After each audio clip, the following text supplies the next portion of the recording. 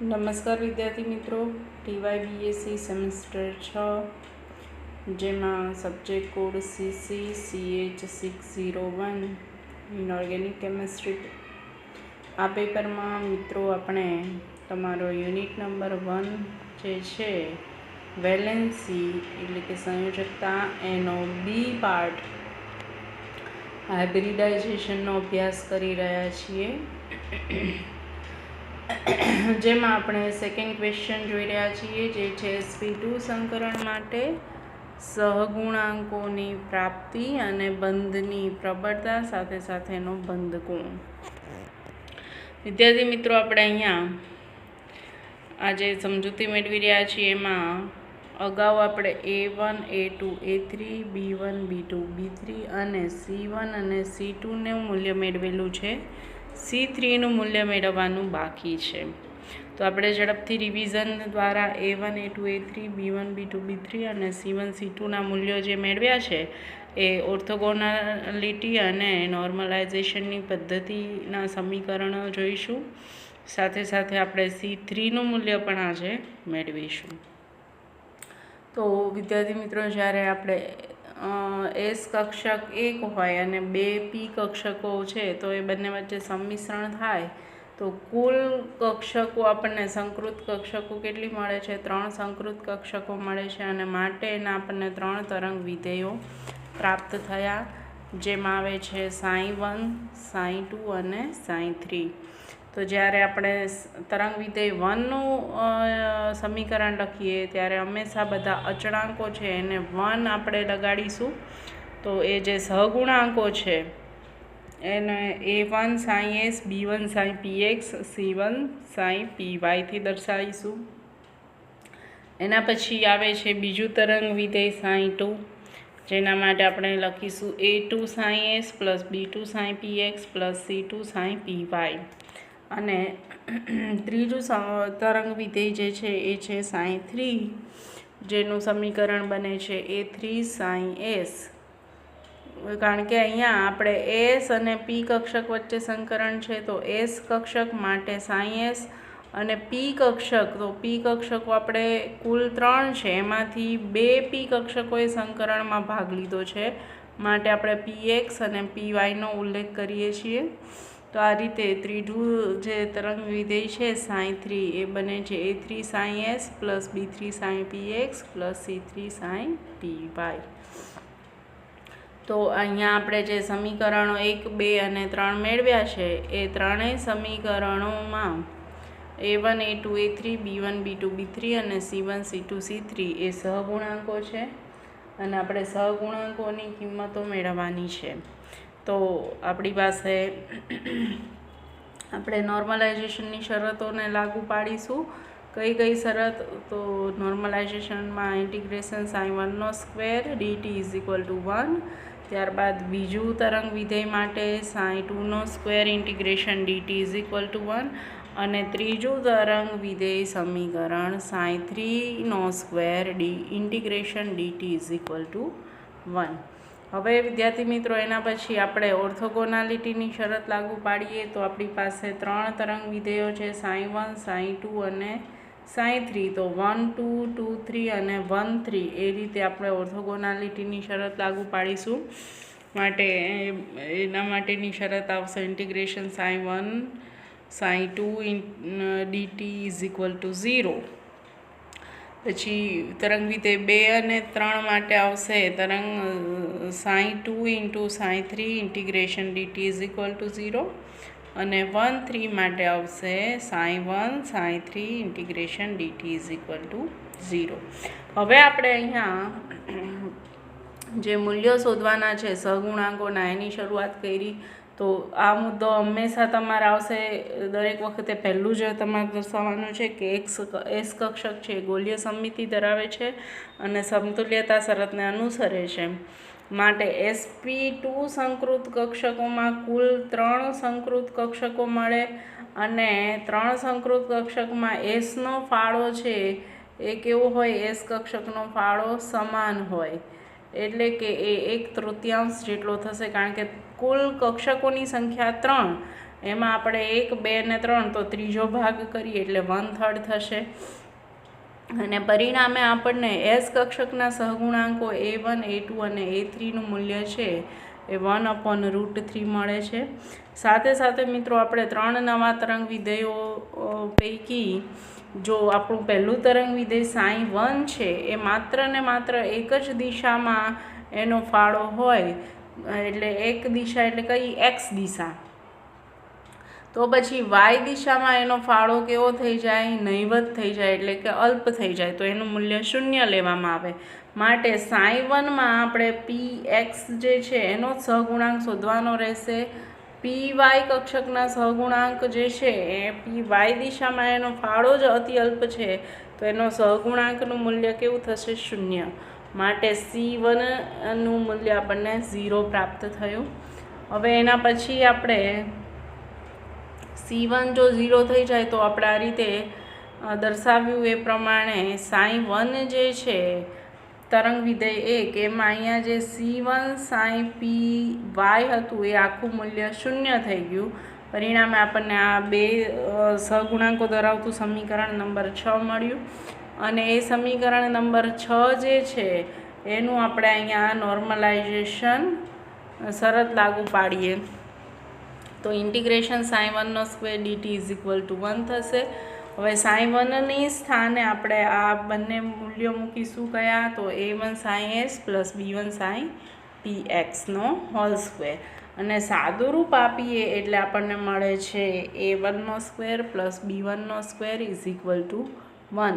હવે A1ની આપણે જાણીએ છીએ A1ની કિંમત કેટલી મળે છે, 1/√3. B1ની કિંમત શોધવાની છે અને એના બરાબર 1, તો આપણે આ 1/√3² એટલે 1/3 થશે, જે સામેની બાજુએ આવશે. એટલે આપણે અહીંયા સાદુરૂપ આપીશું B1² = 1 - 1/3. હવે એને ક્રોસ ગુણાકાર લઈએ એટલે આપણને B1ની કિંમત છે એ અહીંયા તમે જોઈ શકો છો કે B1² મળે છે 2/3 અને વર્ગ દૂર કરવા માટે વર્ગમૂળ લઈએ તો B1ની કિંમત આપણને કેટલી મળી, √2/3 જેટલી મળી. હવે આપણે સમીકરણ 1 અને 2 બંનેને આપણે ઓર્થોગોનાલિટીની શરત લાગુ પાડીએ. તો ઓર્થોગોનાલિટીની શરત એટલે કે બંને તરંગ વિધેયોનો ગુણાકાર. તો આપણે અહીંયા દર્શાવ્યું છે કે A1 sin s નું ઇન્ટિગ્રેશન, તો જે sin1 છે એના માટેનું આખું પદ દર્શાવ્યું છે A1 sin s plus B1 sin px plus C1 sin py, અને એ જ રીતે A2 sin s plus B2 sin px plus C2 sin py. તો એ બંનેનો ગુણાકાર કરી અને સાદુરૂપ આપીએ તો એ આપણને ફાઇનલ સમીકરણ છે એ અહીંયા તમે જોઈ શકો છો. સમીકરણ મળે છે A1 A2 plus B1 B2 plus C1 C2 = 0. પરંતુ C1ની કિંમત આપણે અગાઉ 0 મેળવેલી છે, તો એ આખું પદ 0 થઈ જશે. માટે A1 A2 plus B1 B2 = શું મળશે આપણને, 0. હવે અહીંયા આપણે A1 A2ની કિંમત જાણીએ છીએ, અગાઉ આપણે B1ની કિંમત પણ મેળવી છે, તો એના આધારે હવે આપણે કોની કિંમત શોધીશું, B2ની. તો આપણને હવે B2ની કિંમત આ રીતે મળે છે. A1 અને A2ની કિંમત સમાન જ છે, જે 1/3 જેટલી છે, તો એ બંનેનો ગુણાકાર. B1ની કિંમત છે √2/3, B2 = 0. તો આ 1/√3 × 1/√3 એટલે એની કિંમત 1/3 થઈ જશે અને B2નો સહગુણાંક એઝ ઇટ ઇઝ અને =0. હવે આ 1/3 છે એ ડાબી બાજુથી જમણી બાજુએ ગયા એટલે -1/3 થયા. આ √3ને ઉપર ગુણો અને √2ને નીચે લાવો તો B2ની કિંમત આપણને મળે છે -1/√6. જે આપણે અગાઉના જે લેક્ચર્સ છે એમાં આપણે વિશેષ એને સાદુરૂપ આપીને સમજાવેલું છે. અત્યારે આપણે જસ્ટ C3ની કિંમત મેળવવાની છે, એટલા માટે જરૂરી છે આ બધા ફરી એકવાર સમીકરણોને જોવા માટે આપણે એમાંથી અત્યારે ફરી રિવિઝનમાં જઈ રહ્યા છીએ. હવે સમીકરણ જે 2 છે, સમીકરણ 2 એટલે કે કયું 62 વાળું, તો એને આપણે ફરી નોર્મલાઇઝેશનની શરત લાગુ પાડીએ. એટલે a2 sin s plus b2 sin px plus c2 sin py નો હોલ સ્ક્વેર dt. હવે એનું જ્યારે સાદુરૂપ આપીએ એટલે આપણને આ રીતે સમીકરણ નંબર 11 મળે છે. તો સમીકરણ 11માં તમે જોઈ શકો છો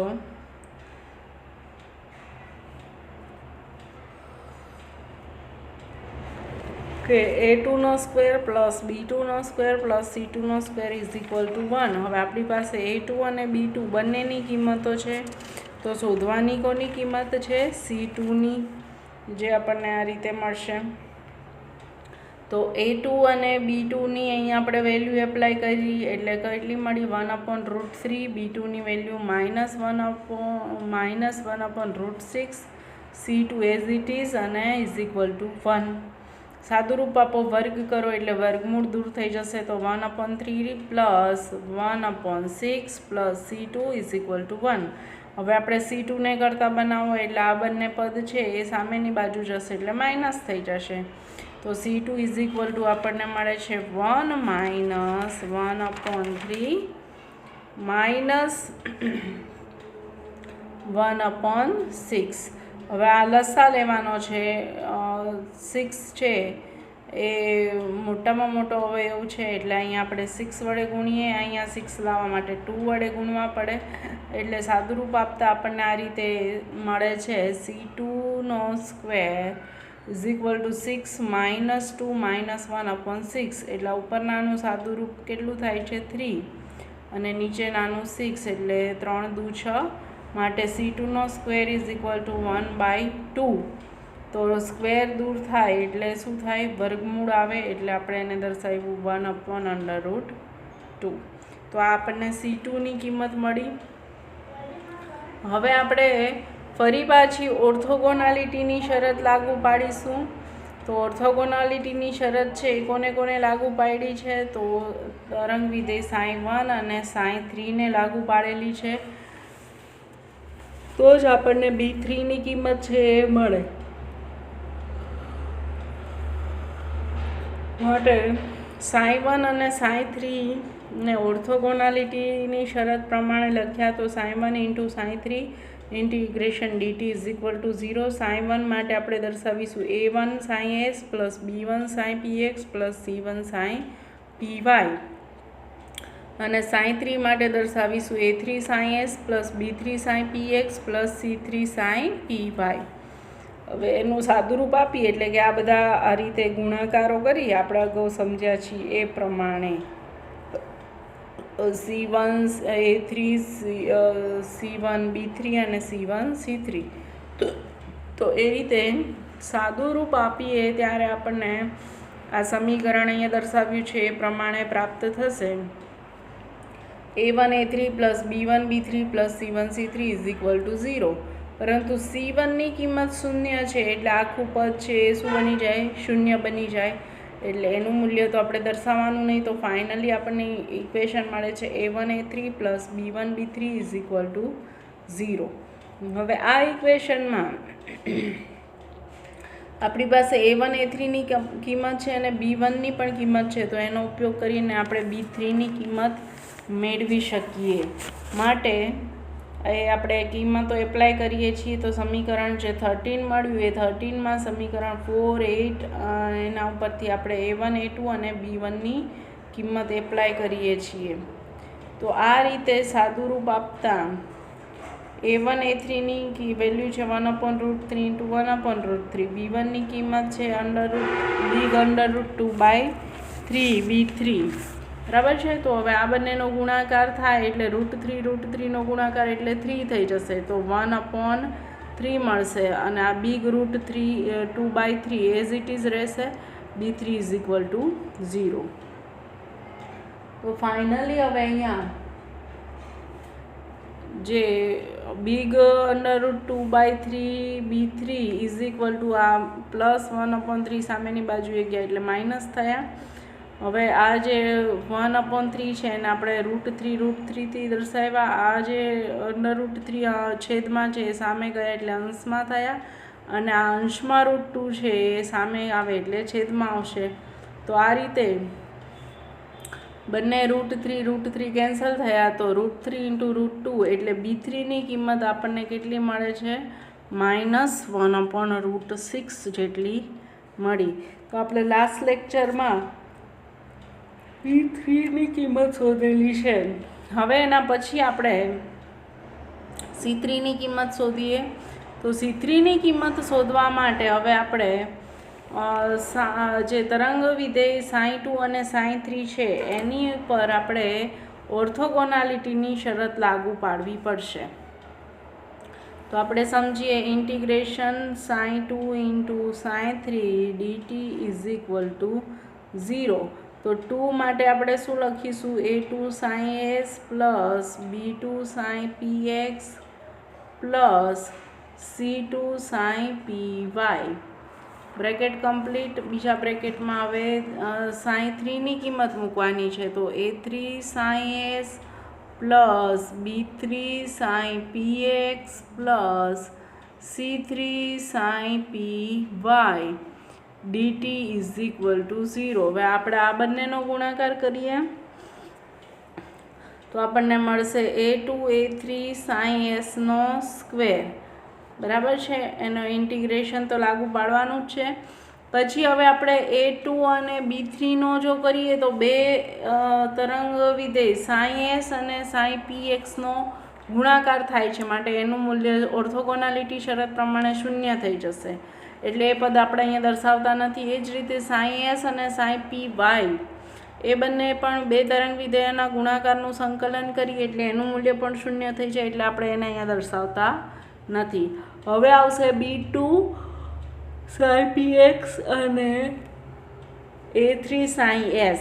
તો px અને sin s નો ગુણાકાર અને એનો સંકલન એટલે ઓર્થોગોનાલિટીની શરત 0 મૂલ્ય થઈ જશે.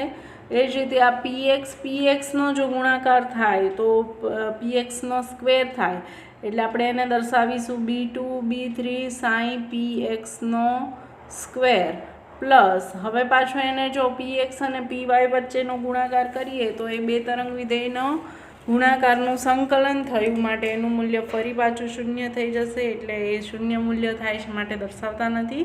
હવે C2 વાળું પદ છે તો એમાં sin py અને sin s નો ગુણાકાર, બે તરંગ વિધેયનો ગુણાકાર એટલે ઓર્થોગોનાલિટી શરત પ્રમાણે 0.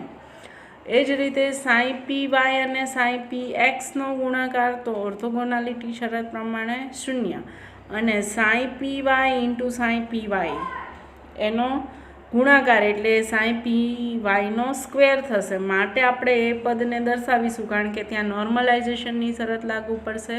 તો c2 c3 sin py નો સ્ક્વેર dt = 0 થાય. હવે આપણે આ ઇન્ટિગ્રેશન છે બધા પદને લાગુ પાડીએ એટલે આનું સાદુરૂપ 1 આવે, આનું પણ 1 આવે ને આનું પણ 1 આવે. તો આપણને આ રીતે ફાઇનલ સમીકરણ મળે a2 a3 b2 b3 c2 c3 = 0. બરાબર છે. હવે આપણે અગાઉ આ બધી જ વેલ્યુ છે એ ફાઇન્ડ આઉટ કરેલી છે. કઈ? તો a2 a3ની, b2 b3ની અને c2ની. તો એના આધારે આપણે c3ની કિંમત છે એ મેળવી શકીએ. તો અહીંયા આપણે લખીશું a2 a3 b2 b3 c2 c3 = 0. a2 અને a3ની કિંમત કેટલી છે? 1/√3 × 1/√3. b2ની કિંમત આપણે અગાઉ શોધી છે, કેટલી મળે છે? -1/√6. અને b3ની કિંમત પણ મળે છે -1/√6. c2ની વેલ્યુ કેટલી મળે છે? તો 1/√2. અને c3ની વેલ્યુ આપણે શોધવાની છે. હવે અહીંયા સાદુરૂપ આપીએ તો આ બંને રૂટનો ગુણાકાર એટલે 1/3 થશે.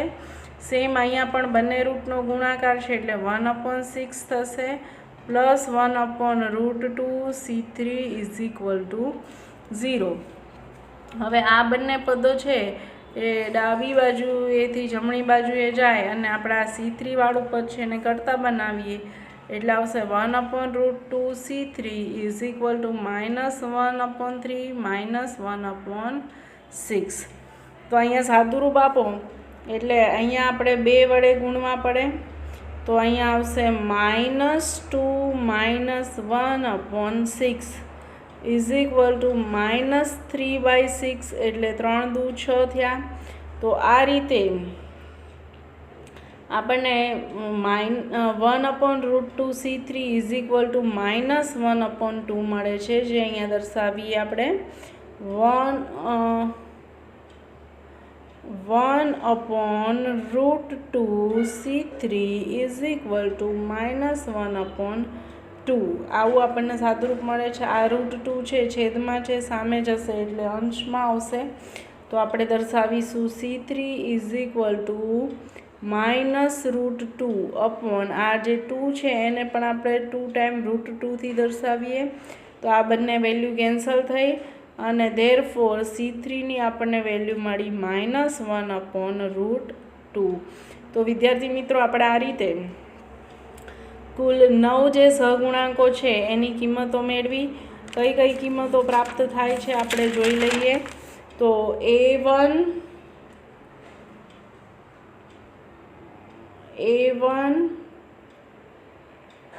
A2 અને A3 એ બધાની કિંમત આપણને કેટલી પ્રાપ્ત થઈ 1/√3 જેટલી. ત્યારબાદ B1ની કિંમત આપણને મળે છે √2/3 જેટલી. B2ની કિંમત આપણને મળે છે -1/6. B2 અને B3 બંનેની કિંમત આપણને કેટલી મળે છે -1/6 જેટલી. ત્યારબાદ આપણને C1ની કિંમત મળે છે 0 અને C2ની કિંમત આપણને મળે છે +1/√2 જ્યારે C3ની કિંમત મળે છે -1/√2. તો હવે આપણે આના આધારે આપણા જે 3 તરંગ વિધેય સમીકરણો છે sin1 sin2 અને sin3 તો એ બધાની મૂલ્ય અહીંયા મૂકીશું. તો sin1 માટે આપણે લખીશું A1 sin S એટલે 1/√3 sin S plus B1 sin PX તો B1 માટે આવશે √2/3 sin PX પ્લસ C1ની વેલ્યુ 0 એટલે હવે અહીંયા આપણે કશું દર્શાવવાનું રહેશે નહીં. sin2 માટેની જે મૂલ્ય છે એમાં A2 એટલે 1/√3 sin S પ્લસ B2 તો B2ની વેલ્યુ આપણને -1/√6 મળી છે એટલે અહીંયા દર્શાવીએ -1/√6 sin PX પ્લસ હવે આવશે C2 તો C2ની કિંમત કેટલી છે 1/√2 sin PY અને છેલ્લું સમીકરણ જે છે sin3 માટેનું એમાં સેમ રહેશે. A3ની કિંમત તો 1/√3 જ આવે છે એટલે 1/√3 sin S પ્લસ હવે A3 પછી આવશે B3ની કિંમત તો એ પણ આપણને કેટલી મળે છે -1/√6 એટલે -1/√6 sin PX પ્લસ C3ની કિંમત આપણને મળે છે -1/√2 sin PY. તો આ રીતે વિદ્યાર્થી મિત્રો આપણું જે SP2 સંકૃત કક્ષકો માટેના 3 તરંગ વિધેયો sin1 sin2 અને sin3ના સહગુણાંકો સાથેના સમીકરણો થયા. જો તમારે એક્ઝામમાં સહગુણાંકો સુધી પૂછાય તો તમારે અહીંયા સુધીના સમીકરણો દર્શાવવાના રહેશે. તો એ તમે અહીંયા જોઈ શકો છો. આપણે અહીંયા અગાઉ જે C3ની કિંમત મેળવી એનું સાદુરૂપ છે. તો sin2 અને sin3નું આપણે ઓર્થોગોનાલિટી શરત લાગુ પાડી એટલે A2 A3 plus B2 B3 plus C2 C3 is equal two 0 મળ્યું. એમાં A2 A3ની કિંમત 1/√3 ઇન્ટુ 1/√3 લાગુ પાડી. B2 B3ની કિંમત -1/√6 લાગુ પાડી C2ની કિંમત છે એ 1/√2 લાગુ પાડી અને C3 એઝ ઇટ ઇઝ રાખ્યા, કારણ કે એ શોધવાના છે. તો આ બંનેનો ગુણાકાર અહીંયા આપણને 1/3 મળ્યો, આ બંનેનો ગુણાકાર 1/6 મળ્યો, 1/√2 એઝ ઇટ ઇઝ, કારણ કે એ C3નો સહગુણાંક છે, ઇઝ ઇક્વલ ટુ 0. હવે અહીંયા આપણે C3ને કરતા બનાવીએ છીએ. તો આ C3 1/√2 C3 is equal two આ 1/3 અને 1/6 એ સામેની બાજુએ આવ્યા. એટલે આ રીતે જ્યારે સાદુરૂપ આપીએ ત્યારે આપણને મૂલ્ય પ્રાપ્ત થાય છે 1/√2 C3 ઇઝ ઇક્વલ ટુ આ જે લસા લેવાનો હોય એટલે આપણે અહીંયા આને 2 વડે મલ્ટીપ્લાય કરીશું, એટલે આ 6 છેદમાં આવશે -1 -2, એટલે એનું સાદુરૂપ કેટલું મળ્યું આપણને 3 જેટલું. જુઓ અહીંયા તમે સ્પષ્ટ વાંચી શકો છો. એટલે -1/√2 C3 ઇઝ ઇક્વલ ટુ -3/6 મળ્યું, અને એ આપણે છેદ ઉડાડીએ એટલે 3 દુ 6, તો આપણને અહીંયા કિંમત કેટલી મળી? -1/2 જેટલી મળી. હવે આપણે C3ને કરતા બનાવ્યા એટલે આ √2 સામે ગુણાયા ને 2ને આપણે √2 દર્શાવ્યા, તો એ બંને √2 જે છે એ કેન્સલ થયા, અને માટે C3ની કિંમત આપણને પ્રાપ્ત થાય છે -1/√2 જેટલી, જે આપણું સમીકરણ નંબર 16 છે. તો અહીંયા સુધીની આપણે કેલ્ક્યુલેશન થઈ. એના પછી હવે તમારે જે 3 તરંગ વિધેય સમીકરણો છે એ 3 દર્શાવવાના રહેશે, જે અહીંયા આપણે દર્શાવેલા છે. તો sp2 સંકૃત કક્ષકોમાં સહગુણાંકોની કિંમત મૂકવાની છે. કયા કયા સમીકરણમાં? સમીકરણ 1, 2 અને 3માં. તો અહીંયા તમે જોઈ શકો છો, આ a1 છે, આ b1ની કિંમત છે, વત્તા C1 જેની કિંમત 0 છે, એટલે આખું પદ 0 થઈ ગયું, એટલે આપણે આને આગળ કન્સિડર કરતા નથી. એના પછી આ a2ની કિંમત છે, અહીંયા b2ની કિંમત છે, અને અહીંયા C2ની કિંમત મળે છે. સાથે સાથે a3, b3 અને C3ની કિંમત દર્શાવી છે.